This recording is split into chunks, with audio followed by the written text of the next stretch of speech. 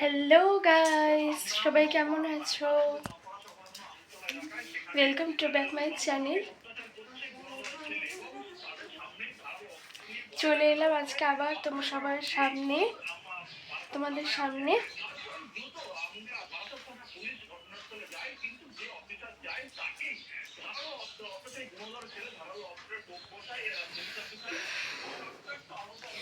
ওই টিভি চালিয়েছি, একটু খবর দেখছিলাম টিভিতে আর কি। তো আজকে হ্যাঁ, কি বলো? ভিডিও করছো? হুম, বাহ, তোমার ভিডিও তো ভালো করো।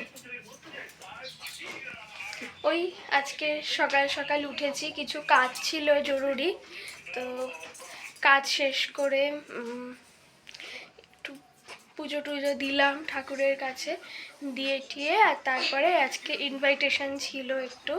ওই আজ থেকে আমাদের এখানে শুরু হয়েছিল, ওই শ্রীগুরু সংঘ হয় তো, তার অনুষ্ঠান শুরু হয়েছিল, তাই সেখানে গেছিলাম। পুজো হলো, তারপরে গীতা পাঠ হলো, হওয়ার পরে তারপরে তোমার বিয়ে হলো, খাওয়া দাওয়া করলাম। খুব ভালোই খাওয়া দাওয়া হয়েছে আজকে। তোমার ফার্স্টে দিয়েছিল পালং শাক, দারুণ লাগে খেতে। শীতের কচি পালং না খেতে খুব ভালো লাগে, শাকই দারুণ লাগে, আর কচি পালং তো দারুণ। ওই ছিল কচি পালং শাক, আর হচ্ছে তোমার গরম ভাত ধুয়ো উঠছে একদম, এটা তো দারুণ লাগে একদম। গরম ভাত ধুয়ো উঠছে, আর তোমার তার সাথে হচ্ছে কি বলে, এই যে আলু দিয়ে, হ্যাঁ আলু দিয়ে ফুলকপি দিয়ে তরকারি করেছিল।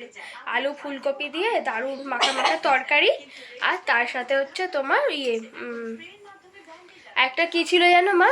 বিউলির ডাল, হ্যাঁ বিউলির ডাল। এই আমরা খেয়েছি।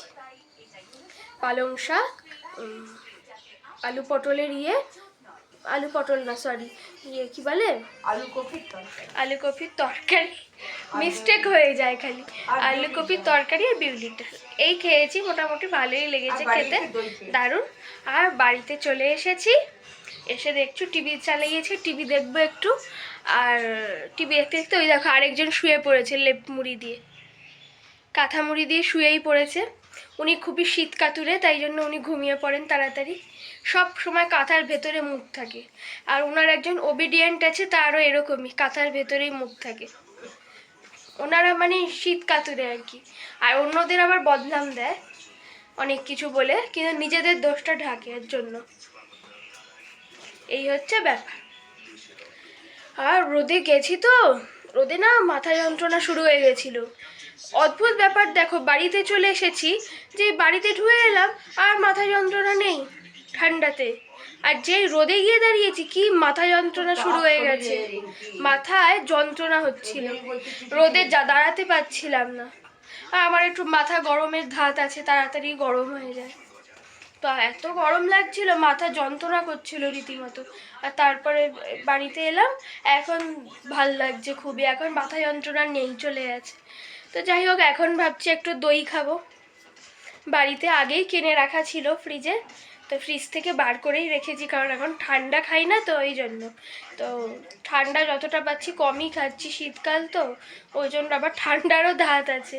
কি অদ্ভুত শরীর না, বুঝতে পারি না জানো। একই শরীরে তোমার মানে গরম লাগছে, আবার একই শরীরে শীতও করে, মানে শীত করে না কিন্তু ঠান্ডা লেগে যায় ভেতরে, মানে কফ কাশির দোষ আছে, একটু শ্বাসকষ্ট হয়, তো কফ কাশির দোষ, তাই ঠান্ডা লেগে যায় তাড়াতাড়ি, কিন্তু শীত লাগে না, তাই বলি ঠান্ডাটা লেগে যায়। ওই জন্য গরম জলে স্নান করি।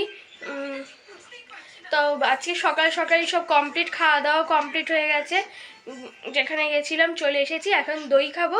বলে যে সূর্যাস্তের পরে নাকি দই খেতে নেই বিকেলে, তা সূর্যাস্তের আগেই দই খাবো। খেয়ে দিয়ে তারপর একটু শোবো, বিশ্রাম করব, তারপর সন্ধে আবার কিছু কাজ আছে জরুরি, একটু বেরোনোও আছে। এই মিলিয়ে মোটামুটি আজকের দিনটা ভালোই চলছে। আর এই দেখছো একজন লেপ মুড়ি দিয়ে শুয়ে পড়েছে, আমি একটু ভাবছি ড্রেস চেঞ্জ করে একটু শোবো। তো তার আগে ভাবলাম যে তোমাদের সাথে কথা বলতে চলে আসি, তাই চলে এলাম। দইটা দেবা আরেকজনের মন পাগল পাগল করছে কেন জানো? দই দই করে। সে দই ছাড়া আর কিছুই চেনে না মনে হয়। তাহলে বন্ধুরা, আজকে এখানেই আমি আসছি, টাটা। সবাই ভালো থাকবে, সুস্থ থাকবে। আবার সবার সাথে দেখা হচ্ছে খুব শিগগিরই। টাটা। সবাই আমার পাশে থাকবে, সঙ্গে থাকবে। টাটা।